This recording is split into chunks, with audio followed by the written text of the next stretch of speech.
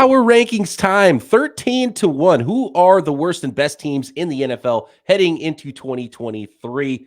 Coming up on today's Peacock and Williamson. NFL analyst Brian Peacock and former NFL scout Matt Williamson bring you expert NFL analysis every day in less than 30 minutes. Get an inside look into the NFL on the field and in the front office. With elite breakdowns, next-level analysis, and in-depth information only for the real NFL fans. This is Peacock and Williamson, and it starts now.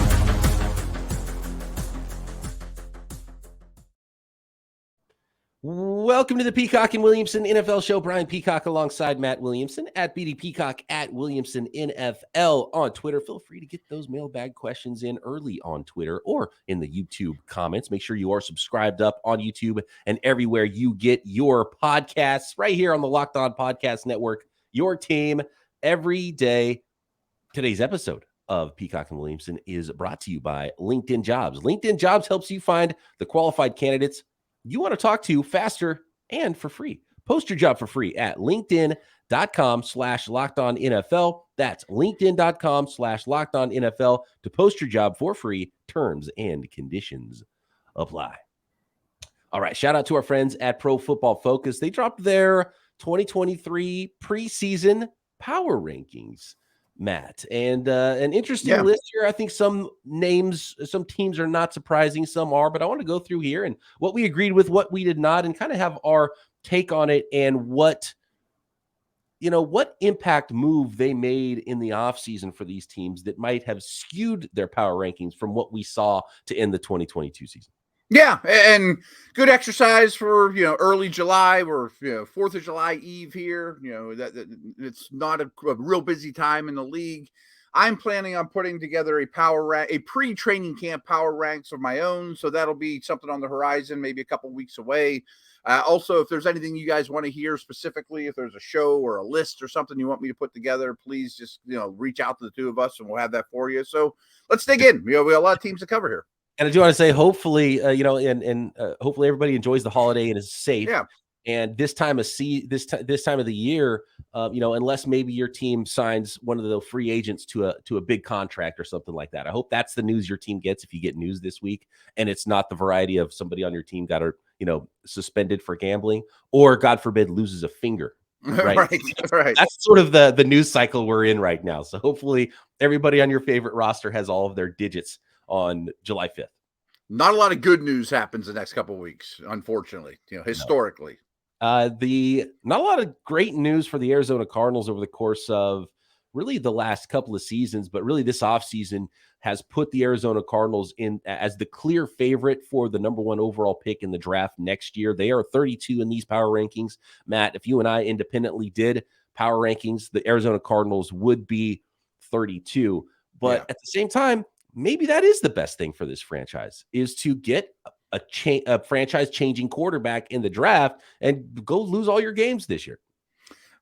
I think sweeping changes were needed. Whether that ends up being a new quarterback in the future or tons of losses, that's probably the case. They're not a good football team. They would be 32 for me. But to throw a little bit of a negative spin on it, I have questions. Again, I would make sweeping changes. But during the Kyler Murray era, they've always done a good job of having J.J. Watt, Rodney Hudson, Larry Fitzgerald, like big-time leaders. And if you're building a new culture, who are those guys? And no disrespect to Jonathan Gannon. I don't know if he's a good head coach or not. He's a fine hire. But his job with the Eagles was a pretty fun canvas to paint on. I mean, he had great players. They were always winning late in games. Like, I think a lot of defensive coordinators could have done what he did with the Eagles. Yes. So that remains to be seen if they got that right. And because I love what he did. His team, that Philadelphia Eagles defense performed so well for Jonathan Gannon. Sure. But the only thing I can think of with him, because I didn't really know him, I didn't follow the Eagles close enough. I'm sure our friends at Locked On Eagles, we could have them on. They could tell us more about him as a person. They don't seem too worried about losing their assistants, and maybe that's something to ding the Eagles on, who are going to be on the other side of this list. And we can't spend too much time on every team, but I just think of Jonathan Gannon. There's that clip of him in the office, and he's I don't even remember which wide receiver he's talking to, but it's one of the fast guys, and he goes, "Hey, pew pew pew, shots." He's like, like, and the players look at him like, what are you doing right now? And he's like, "You're fast. We're gonna take shots down the field." And he's like, he just seemed like a goofball. So I don't know. We'll see what it's like there. But love Paris Johnson. Love what they did in the draft, and not only the first pick, they might have the first and second pick in the draft next year because the team at 32 or at 31 is the Houston Texans. Yeah, and again, they need sweeping changes too. I just feel better about their sweeping changes. I know they're young, but I think that there's more in place. I have more faith in their new head coach. And prediction, this isn't going out on much of a limb. When it's all said and done, when we're in like week 10 or even week 18, I bet the Texans are better than 31st. I mean, I actually have some hope for this team for the first time in a while. I do as well, and you never know what those things that happen through the course of a season where there's a team that you thought would be at least decent that just completely goes in the tank. And they're awful. I do like the direction of the Texans. I cannot believe there was the Indianapolis, or no, wait, it must have been the Cardinals war room. No, it wasn't it was the Cardinals war room video of them trading and trying to trade out of number 3. And it made it sound like the Texans offered their own pick and not the Cleveland Browns pick. And I can't imagine that they would rather have the Browns pick than their own pick in next year's draft. And so we'll see what that turns out to be for the Cardinals, who now own the Texans pick. They still have a first-round pick, but really interesting there. And the C.J. Stroud era and the Will Anderson era has begun with the Texans, and the DeMeco Ryans era is really maybe the most important thing there. So some work to be done there. I don't expect them to be really good, but I like the direction. I finally have some optimism that they could get respectable. I mean, they've been far from respectable for a long time now. Here's an interesting one. Yeah. Los Angeles Rams, 2 seasons removed from, less than 2 calendar years, a year and a half removed from winning the Super Bowl, hoisting the Lombardi. They are power ranked number 30 overall by Pro Football Focus here entering the season. And that stars and scrubs group they put together to win a Super Bowl has become a lot more scrubs than stars, but they still have some of the best players in the league at a couple of positions. Yeah, so I guess everyone does power ranks differently, and my steadfast rule on power ranks are how good are you right this minute? Like if I always make the joke, if you play a 111 game series in Wichita, Kansas, in the middle of nowhere on a neutral field, do the Rams beat the Bears? Do the Rams beat the Panthers? And I think as constructed right this minute, which is very, very fragile for how this team is, I think they're much better than 30. I mean, they'd be like 24. They wouldn't be high. But one little domino falls, this team's going to be a disaster.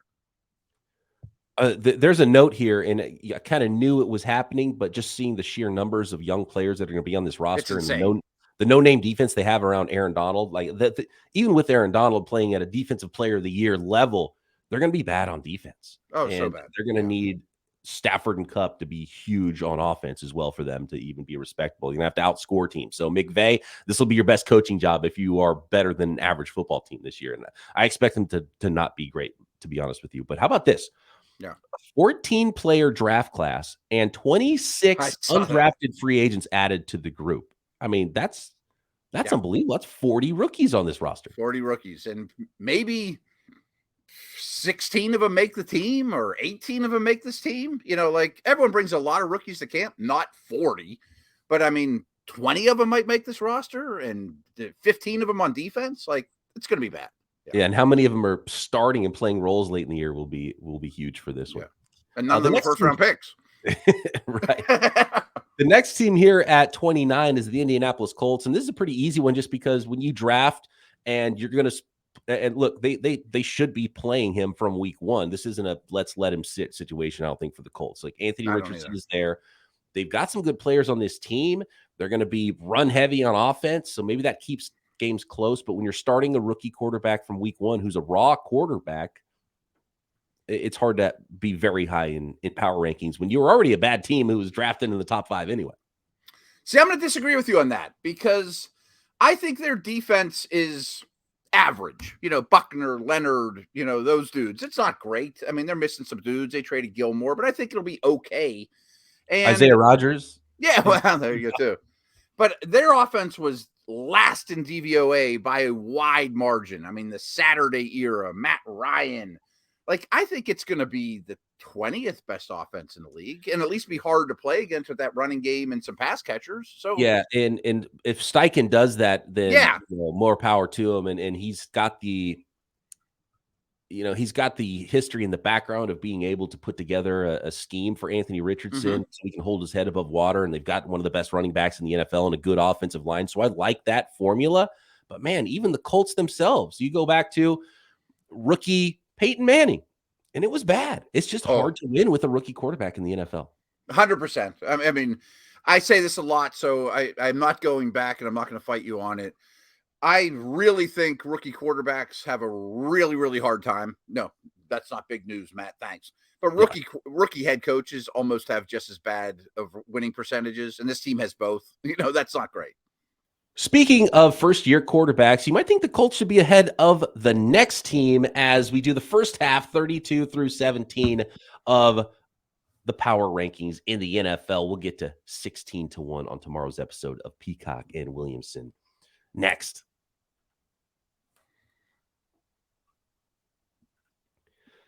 Today's episode of Peacock and Williamson is brought to you by LinkedIn Jobs. These days, every new potential hire can feel like a high-stakes wager for your small business. You want to be 100% certain that you have access to the best qualified candidates available. That's why you have to check out LinkedIn Jobs. LinkedIn Jobs helps you find the right people for your team faster and for free. And why not go to the biggest pool of possibly qualified candidates? Everybody's already on LinkedIn, right? I'm on LinkedIn. Matt's on LinkedIn. You're on LinkedIn. Go to LinkedIn. Put your job on the purple hashtag hiring frame to let people know in your LinkedIn profile to spread the word that you're hiring. And then use simple tools like screening questions to make it easy to focus on the candidates with just the right skills and experience so you can quickly prioritize who you'd like to interview and potentially hire for your job. It's why small businesses rate LinkedIn Jobs #1 in delivering quality hires versus leading competitors. Just go to LinkedIn Jobs. They help you find the qualified candidates you want to talk to faster. Post your job for free at linkedin.com/LockedOnNFL. That's linkedin.com/LockedOnNFL to post your job for free. Terms and conditions apply.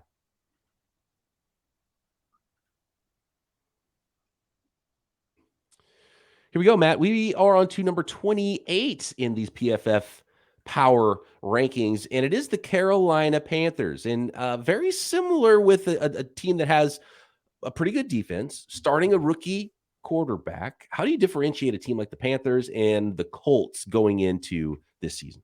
Yeah, I think it's a good spot for the Panthers. I mean, I know we're not talking about wins and loss totals, but fortunately they're in an easier division. I think that there will be, or an easy division, although the Colts are as well. So, but I think that there are some things here to kind of get excited about. It's not a rookie head coach. It's a guy that's been around the block. And as they mentioned in this write-up, they have guys like Jim Caldwell and Dom Capers and Evero as the defensive coordinator that have really established coaching staff, to help the young quarterback.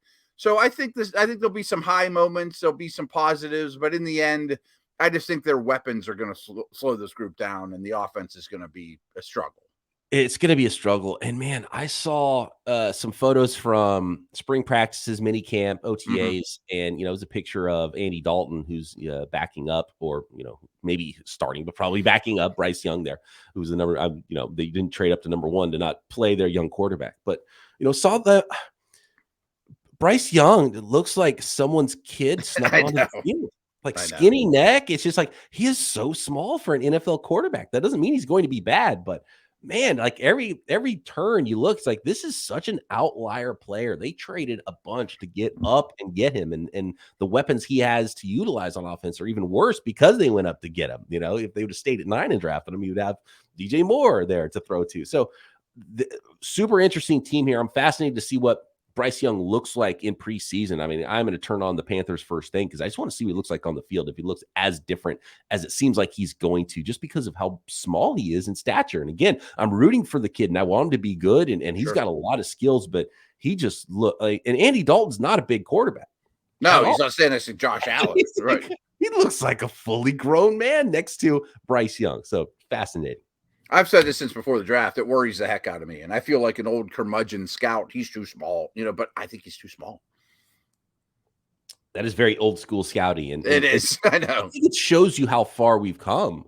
Bryce Young does not go number 1 overall probably 6 years ago. Right. And certainly not 15, 20 years ago. Right. I mean, somebody takes Jared Goff ahead of him, no doubt. And Goff wasn't super physically. No. He's just kind of a skinny young guy. Right. Yeah. Winston. You want Carson Wentz. You want 6'5", 240. Yep. I'm thinking about some of these early picks like Jameis Winston. I mean, they just look the part, and he doesn't. How about the Atlanta Falcons coming in at 27 in the power rankings? I think Falcons fans would be mad about this. I think they should be. And I have a little bit of recency bias because shout out to Warren Sharp. I adore his book. I can't wait for it to come out. But he put 2 free chapters out on his website. I urge you guys to check it out. And it's the Falcons and Giants. And what he said about the Falcons was really encouraging. That they were highly competitive last year despite spending no money on either side of the ball, getting out from like Matt Ryan contracts, running the football. They were the least accurate team in the league from a quarterback perspective, mostly Mariota, and they went out and got some things. So I think one of my dark horse candidates or one of my dark horse bets is Atlanta to win the South. I think they're going to be in it. Ooh, I was a big fan of Ritter, and I thought he was a smoking steal to get him in the 3rd round, and he was one of my favorite quarterbacks. I didn't think he should be a top 10 pick or maybe even a 1st-round pick, but I liked him early 2nd round. To get him in the 3rd round, and they brought in Jesse Bates on the defensive side of the ball, which I think is their biggest impact addition, even more so than Bijan Robinson, because I wasn't worried about how they ran the ball anyway. So we'll see what Bijan does as a pass catcher, and he can operate in a different area of the field than, Pitts and Drake London, and getting that 2nd-year jump for their young quarterback. Again, another there's a lot of really good storylines this year, and especially with the young rookie quarterbacks and some of the 2nd-year quarterbacks as well. So Ritter and the Atlanta Falcons, I'm really interested to see what this ends up looking like. And, getting some help on that back end, I think, was huge for the Falcons in free agency. And the Jesse Bates move is really not talked about. No, right. I mean, even Calais Campbell and just, NFL players that'll help that defense quite a bit. Yeah, get more good NFL players on your football team, right? That's what right. Offseason. No, I like where they're at. The New Orleans Saints coming in at 26. Speaking of that division in the NFC South, and obviously the huge move there is they brought in an NFL quarterback, and they got Derek Carr. So some solidification at quarterback. But Matt, we've seen Dennis Allen and Derek Carr together before, and they didn't really bring home rings when they were in the Oakland Raiders organization. Sure. So how big of an impact is Derek Carr, and do you think that's enough for the New Orleans Saints? Enough is a big word. I mean, I think they're the leader in the clubhouse to win this division. It seems like we have a run on NFC South teams in this power rank. And frankly, the team in that division that we haven't mentioned yet, Tampa, I would have listed long ago. I would certainly have the Saints in Atlanta ahead of Tampa. I mean, 26 seems a little harsh on the Saints, who I think are like a league average football team. I'm blown away. I didn't realize how high Tampa was on this list. I mean, I haven't looked yet, but I agree with you. I would for sure put the Saints and probably the Falcons above the Tampa Bay Buccaneers. No, I definitely would. Partially because I like the direction they're going at quarterback a little bit better, at least in the short term, and for the Falcons, probably long term as well. Yep. I mean, Carolina versus Tampa, I think, is a conversation. Las Vegas Raiders coming in between those teams in the NFC South at 25. Las Vegas Raiders. What are they doing? They jettisoned Derek Carr and brought in Jimmy Garoppolo. And now they're ahead of New Orleans Saints, who brought in Derek Carr by 1 in these power rankings. I would have them lower. I think their defense is still very needy outside of edge rusher. And frankly, I don't trust Garoppolo to be out there for an extended stretch, and I hate the backup plans behind him. And frankly, I just don't like the vision of the organization as a whole, to be very honest with you. And I'm not sure their head coach is a good head coach. Other than that, I love him. He didn't paint a great picture. No, it wasn't very kind. It's pretty low already, and it sounds like you're a lot lower on the Las Vegas Raiders than PFF is. Obviously, Jimmy Garoppolo, there's a chance that this offense is sneaky better than people are going to give it credit for if Jimmy G can stay healthy. And he's already got the foot thing that sort of changed what his contract structure was going to be right when they signed him. And that's been one of his big problems with the 49ers was, not being able to stay healthy for that team. And with Josh McDaniels, I kind of like the marriage there with Garoppolo. I don't think they're going to be worse at quarterback when Jimmy's on the field. I think it'll be similar and maybe different and maybe in some ways better and in some ways worse. But yeah, the rest of the team, I don't think they can hang on defense. So to me, when I'm looking at the Raiders and I'm looking at the Los Angeles Rams, it's hard to differentiate between those two teams. And I think the Raiders have more good players right now, but I don't know. I might take McVay and the Rams over the Raiders too. Like it wouldn't be shocking if the Raiders went completely in the tank. But I do think that a healthy Jimmy G, you've got Devontae Adams. They brought in Michael Mayer, which I think is a nice fit for them. They've got a running game. They've got a running back you can throw the ball to as well out of the backfield. I do think, and they have the most important things on defense, which is great pass rusher, and you got Max Crosby and Chandler Jones. So maybe a sneaky better team, but I don't know if they're going to cover anybody. I don't know about the offensive line. And again, if the offensive line's not pass protecting and Jimmy's getting hurt, it's going to be a bad year. It wouldn't surprise me if the Raiders and Titans are the worst two teams in the AFC, and we haven't even mentioned the Titans yet. That's just a professional radio segue, Matt. The Tennessee Titans. I honestly didn't look. I'm being surprised like everybody else. I'm not fighting. This is a man that's been doing this for a long time. This is why this is why his old ESPN podcast was the most popular football podcast in the world. And sad day this week with the firings at ESPN. By the way, I've been there and figure out the new media side of things and the audio side of things. But you know what? We figured it out. Matt Williamson has figured it out. Tennessee Titans next, and we'll finish the bottom half of power rankings in the NFL next. Thanks again, everybody, for making Peacock and Williamson your first listen every day here on the Locked On Podcast Network, your team every day. Make sure you're subscribed up on YouTube and everywhere you get your podcasts. Okay, we are on to the Tennessee Titans in PFF's Power Rankings, number 24 overall in the NFL heading into 2023. And I like the way you framed that, Matt, with I don't think people should be shocked if the two worst teams in the AFC end up being the Las Vegas Raiders and the Tennessee Titans when the season's over. So, give PFF some credit. We're looking at their site as we speak. They have this cute little graph right here with their pass blocking grades from last year. The Titans are a distant last. Like, they're pretty far away from 31. And I don't think it's going to be any better. Like, I love Skoronski, but I still think it's the worst offensive line in the league. And it might be the worst group of pass catchers in the league.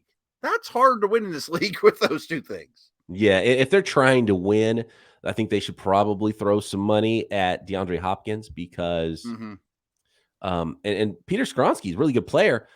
They signed Andre Dillard in the offseason. That's not a fix. No. Right? Like that's not the solution. It definitely seemed like they're trying to get more athletic on the offensive line, but putting Dillard at left tackle and Peter Skoronski at left guard, Skoronski will be fine. But we talked with Tyler Rowland of Locked On Titans last week or 2 weeks ago, and I said basically, man, Peter Skoronski is probably going to play left tackle at some point because he's going to be the best guy.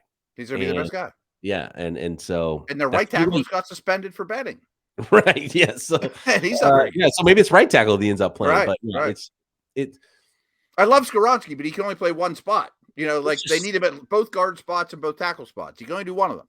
It's such a weird team. It's such a weird team. And they've got enough to be not terrible, which is why I think this is not a bad spot for them. I might have them a little lower, but there's flaws in all these teams we're talking about in the bottom half of the league. It could definitely fall apart for them. And last year they lost their quarterback to injury, right? And so if that happens again with Tannehill, then yeah, this could really go bad.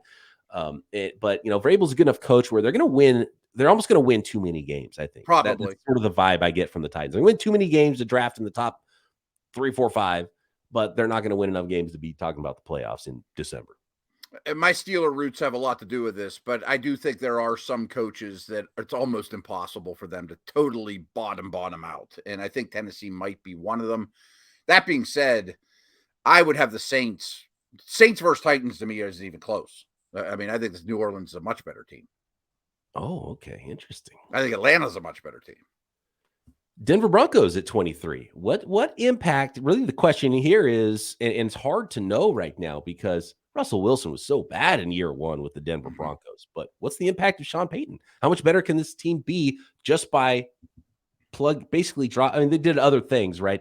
But you drop in a new head coach. We're talking about a guy who's a Hall of Fame track head coach. You drop him into an organization with really what was a poorly coached team last year. How much better could they be in 1 year? See, I think this is a little disrespectful to Denver as well. I think that'd have them 18th-ish, not 23. And for a couple of reasons you mentioned. I mean, kind of like the what we said about Vrabel. And, some of these coaches just know how to win in this league. And there's maybe 10 of them on the planet. And I think Denver has one of them. They also were the most injured team in the league last year. And I think Wilson won't stink. I'm not saying he's going to go back on a Hall of Fame path, but I think he won't stink in this system. And they'll run the football, and I think Denver's going to be noticeably better than they were last year. They're going to be better. Like they just are. How much better is what I question, and it's hard for me to look at the Broncos and say, well, they're for sure going to be better than half the league. But I can look at the Broncos and say, man, I would absolutely put money that they're going to be better than the Washington Commanders. And the Tampa Bay Buccaneers, who are the next teams. The Washington Commanders come in at 22, and it's funny because in the PFF article they put the biggest impact player that from the draft, and Braden Daniels is the tackle for them. It's like wasn't he? Like, he might not even play as a rookie, so not that impactful, right? Yeah, like where did Washington get remarkably better from a really mediocre team last year? Yeah, I love their D-line. I really like their weapons or their pass catchers. But O-line quarterback is worrisome, and who's going to elevate things? I would have them a little lower as well. Their head coach is a professional head coach, but he's not Sean Payton, Vrabel. He's not going to make a beautiful chicken salad out of chicken droppings. You know what I mean? So I do feel a little bit bad for Ron Rivera too, because he probably didn't have every job in the league open for him, and there's only 32 of those jobs. But man, just that Washington job that he walked into was just brutal. Washington needed him way more than he needed them, and it was almost a no-win situation, and so new ownership's going to come in, and eventually you're like, oh, you didn't win a lot of games, sorry, Ron, but it was just a rough place to be. Yeah, I mean, he at least kept them above water and got the most out of a team that he should, and he's a professional head coach. I mean, I'm not giving him a hard time to say he's not at the Peyton level, but he's a professional head coach that knows how to win the games in this league. He just is still swimming upstream a little bit. And I think part of the reason why this team comes in at number 22 and not lower is that, there's some things to like about the roster, and there's some talent there. And on defense, they added Forbes and Quan Martin. I really like. I really like Quan Martin actually there as a defensive piece, safety, can play the nickel, can do a lot in the modern era of positionless football and offense and defending those teams. And they've got all those first rounders up front. Like, it could be a really good unit there. I don't know how quarterback is going to turn out for them, but there's some talent on this team and some playmakers on offense as well. 100%. I love McLaurin. I think Dotson's a really good player. I mentioned the D-line, those two defensive backs they drafted. So yeah, there's some good stuff in place. O-line quarterback worries me, to be honest with you. And maybe 22 is fine for them. I'm not going to fight them on that, but I would probably have them ahead of Tampa. I would have Denver ahead of them, just talking about teams in this neighborhood. So I'm fine with 22 for Washington, but there's just not a lot of hope for this year. Is removing Tom Brady from the Tampa Bay Buccaneers the biggest change for any team in the NFL? Like, maybe Peyton in Denver. Like, what is a bigger, probably Rodgers. Aaron Rodgers is big, sure. That's the biggest one, right? After that. So, dropping in a Hall of Fame quarterback or removing a Hall of Fame quarterback, right? Which has a bigger impact. And I think, we're seeing in power rankings, and obviously, Matt, you don't think the Tampa Bay Buccaneers even should be as high as number 21. No, but they do have some really good players. Like, that sounds disrespectful to Levante David and Vita Vea and their receivers, and Mike Evans. I mean, come on. Yeah, exactly. And their center comes back, and Kalijah Cansey could help, and they have some guys in the secondary I like a lot. There are really good players on this team, But what I find interesting, I'm glad you brought up Brady, is over the last 2 years, the Buccaneers threw more passes over a 2-year stretch than any team in the history of the league. Like, they're not going to do that again. They're going to ask Mayfield to throw it 50 times a game. So how do they play on offense now? And are they equipped to do it? I think it's going to be a struggle. And there's very little depth on this team. Coming in at number 20 is the New England Patriots. First-round draft pick Christian Gonzalez with all the Joneses on the defensive side of the ball there for Bill Belichick. They'll be fine on defense, as they have been for multiple decades. About the offensive side of the ball is Bill O'Brien and Mac Jones the answer for the New England Patriots on that side of the ball? I'm warming up to this team more and more. I think the league is really going to regret letting Christian Gonzalez fall that far in the draft, especially to this defense. They use corners so well, and rarely are any of them as talented as this guy. All the Joneses and guys they've played with over the years. And I do think the defense could be the best in the league. I'm not saying it will be, but it could be the best in the league. They got 18 guys on defense that are all versatile and Belichick perfect guys. And it's kind of like the conversation we had about Russell Wilson. Like, I bet the offense doesn't stink now. A coaching change will make it from hard to watch to slightly below average. And that's a big jump. Number 19 is the Chicago Bears, Matt. Wow. I personally, and I've kind of tried to rope you in on this and talk you into the Chicago Bears this year. I'm bullish on the Bears. Give me all the Bears stock of them improving this football team, especially on the offensive side of the ball. Justin Fields, I can't wait to see what he looks like this year. Such an important year for them. Did the Chicago Bears finally get themselves a quarterback, right? They bring in an offensive tackle in the first round and Darnell Wright. Obviously, the big move trading out from number 1. You add DJ Moore to the offensive side of the ball. But 19, I don't know if I'm ready to go this high. I don't know if I'm ready to go this high. See, I see your way of thinking, and I agree with 99% of it, in that I think Fields is now set up to do well. I would buy Fields stock. I'm a fan, and I think the offense now actually has 11 real starters and a little bit of depth. It's not like, who are these dudes out here? I just think the defense, which they will protect with their running game, is just lacking so many horses. That I think the defense was going to get exposed, especially the pass rush. I actually like the secondary and how that's coming together. Yeah, it's okay. They added Gervin Dexter, Zach Pickens in the draft, day 2. Back 7 isn't bad on defense.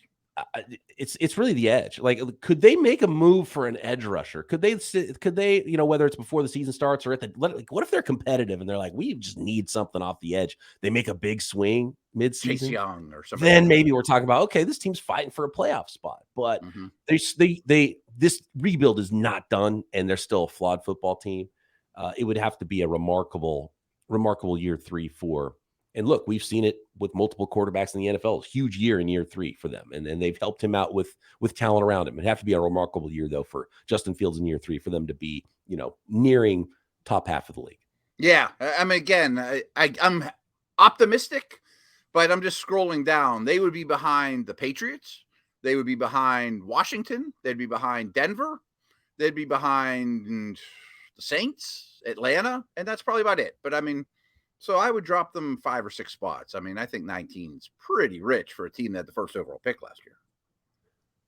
Number 18 in these power rankings, going 32-1 here. We'll do 16 to number 1 in part 2 tomorrow. Green Bay Packers at 18. You remove a Hall of Fame quarterback, and they're still projected to be a pretty competitive football team, man. I don't know where I'd rank them, to be honest with you. I think they're a really difficult team. Obviously, a sweeping change at quarterback. How are they going to play on offense? Super duper young team, littered with first round picks on the defense. I have to think it'll be better than it was last year. So I guess right in the middle of the pack here, end our show with, a mediocre, true average team in this neighborhood. I know there's another one coming, but I think that's probably where Green Bay belongs. But don't be surprised if I pick them to win their division. I think that's possible. The most difficult team, because it's a sliding scale. Jordan Love, is he good? This is a good team. Is he bad? Right. Probably a bad team. Right, exactly. Some of the young quarterbacks out there, you have a better feel for what they are. I mean, I know I have a better feel for Kenny Pickett than I do Jordan Love. You know, I might have a better feel for Desmond Ridder than I do Jordan Love. Think about rookies from last year. Right. And speaking of mediocrity, Kenny Pickett and the Pittsburgh Steelers, Matt, coming in at 17. Oh, I didn't see that coming. Wow. No, like this is a kind of another difficult team. The Pittsburgh They are. Steelers, like they're always in it, you know. Right. Like they're gonna be not terrible, but how good is Kenny Pickett? Like what's the ceiling for Kenny Pickett? Year 2, he was an older prospect that you think should hit his ceiling sooner than other, 20-year-old quarterbacks that played 1 year of college football. So where do you expect this to be for the Pittsburgh Steelers? Yeah, I mean, I keep harping on this because I find it funny, but Kenny turned 25 on my 50th birthday, just less than a month ago. I mean, is up in age. I don't know if I would put them 4th in the division, but I certainly understand it. I think they're going to win 9 or 10 games, and the roster, the offseason was very kind to the Steelers.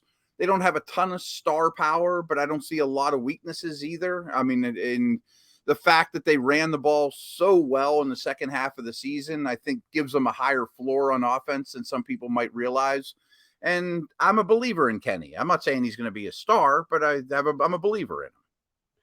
Getting a full season of TJ Watt will be helpful for this football right. team, right? But clearly the question is, how good is the young quarterback, and what are they able to do on the offensive side of the ball? Are they able to score with some teams? And there's some superstar quarterbacks in that division. This is the first team from the AFC North, and we're going to talk a lot more about the AFC North tomorrow, Matt, when we finish up number 16 to number 1 in PFF's power rankings and our thoughts on those power rankings, notes on every team in the NFL tomorrow.